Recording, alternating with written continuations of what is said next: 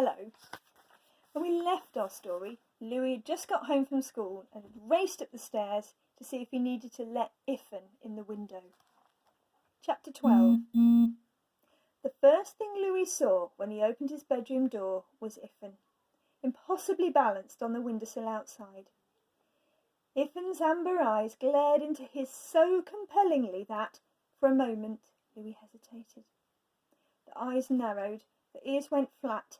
Iffen lifted an imperious beanbag paw, and Louis flew to let him in. He drew a deep breath as the aloof regal head, the bronze-dappled coat, the heavy black tip-tail flowed into the room and settled down on the creaking bed. Each time Iffen seemed more beautiful. Then, most magically of all, Iffen purred. It was a sound so deep as to be more felt than heard, a rumbling vibration, an immense echo of comfort, half lullaby, half drum roll. It brought Louis to his knees on the rug beside the bed. "Oh," he murmured as he gazed in adoration, "you're a better nows, better than 1,000,000 nows." After a while he became conscious of a rhythm, a regular thud-thud, a heartbeat even deeper than the purring. Louis sat back on his heels and looked into Iffen's face, and then gradually, it came to Louis that Iffen had become huge.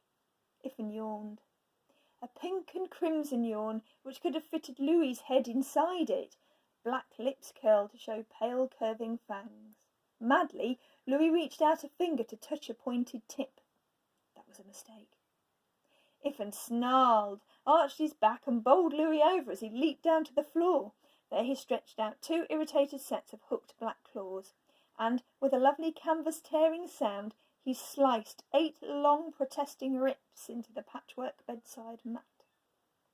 Louis gasped in shock, which seemed to please Iffen. He flopped down on his side, blocking off the door.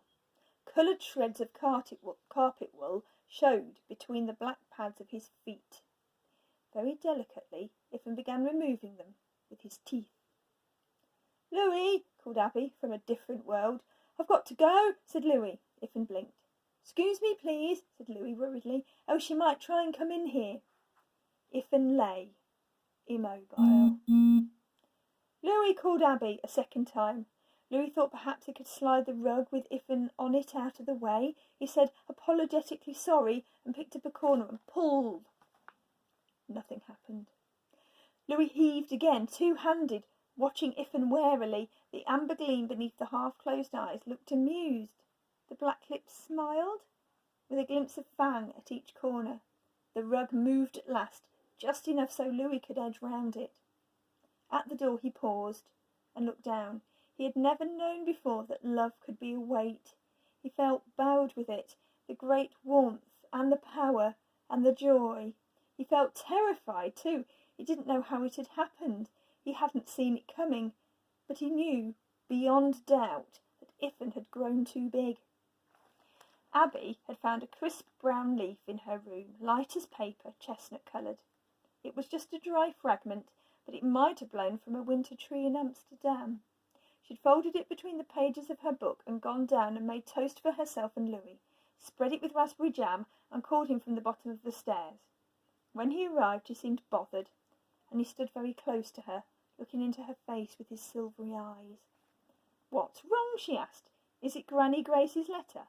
I'm sorry I got so mad." He shook his head.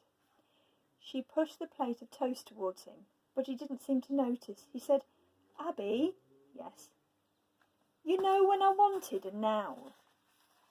"I remember. Iffen came." "Iffen?" "He came through the ivy to my window." "An owl?" asked Abby incredulously. "No." "What then?" asked Abby. "A cat thing. Perhaps magic," whispered Louis. Abby looked at him, remembering salt and seashells, the lurching bus, the chestnut leaf and the lonely fear of the afternoon, remembering Granny Grace's green magic. "Do you believe me?" asked Louis, and she nodded.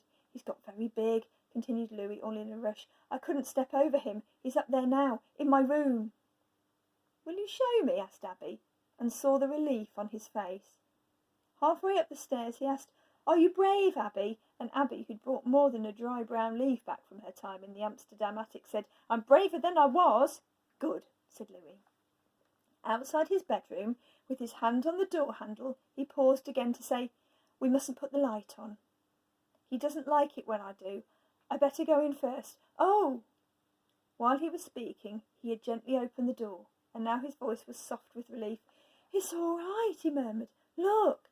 At first Abby could see nothing, just the room as she'd left it after he'd closed the window earlier. Nothing changed at all, except the slightly rumpled bed. Although perhaps a little more than slightly rumpled, she realised, peering into the gloom. Perhaps you might say heaped. Louis's bed appeared to be occupied by a great billowy shadow, a dim softness of translucent golden grey, almost as if a smoky evening cloud had drifted in through the window and settled there to rest. Abby looked, and looked again, and then jumped back in alarm and gasped, "Louis!" The cloud was breathing. It wasn't a cloud. It was a very big, heart-stoppingly big cat thing. At the zoo there was a terrace on which lions dozed in the sun, right beside a window where visitors could gaze. Abby had paused there once, one step and one thickness of glass away from the rounded bellies, the huge relaxed pads, the slow-breathing nostrils. Now the glass was gone. It wasn't a tiger, it wasn't striped, nor a lion, not with that blotched coat, not a lynx, much too large for a lynx, a leopard, a cheetah. What was it? What was it? If it wasn't a dream. From its tail tip to its extended front paws, it was the length of Louis's bed. It stretched, blinked, raised its head, glanced at Louis, saw Abby. Its gaze stayed on Abby, unwelcoming. "Iffen," said Louis, once again kneeling on his bedside rug, his small face perilously close to those paws. "Iffen, I brought Abby." In a dream, it's hard to move. It's hard to think. It's hard to speak. Abby shook off the dream feeling and gathered her wits. "Louis, get back," she whispered. "Come right back slowly to me. The door's still open. Duck under my arm. I'll come out straight after. We can telephone the zoo." "The zoo?" asked Louis, laughing at the ridiculousness of such an idea. "Or the police." "But I love him," said Louis, as if that changed everything. Perhaps it did, thought Abby, and stepped a little closer.